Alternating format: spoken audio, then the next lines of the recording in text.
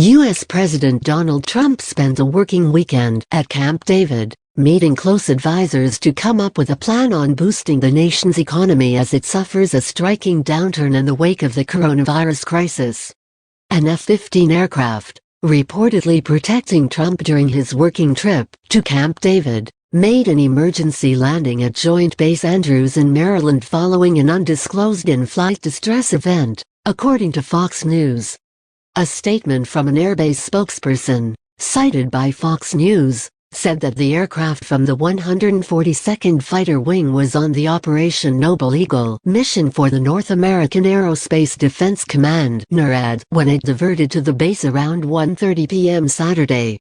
No details of what caused the emergency landing were given.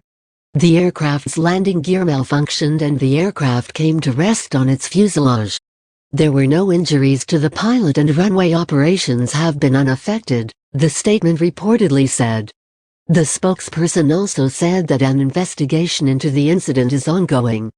Trump's working weekend at Camp David involved meeting a small group of trusted aides including Chief of Staff Mark Meadows as well as daughter and advisor Ivanka Trump to discuss measures to restore the U.S. economy affected by the ongoing coronavirus.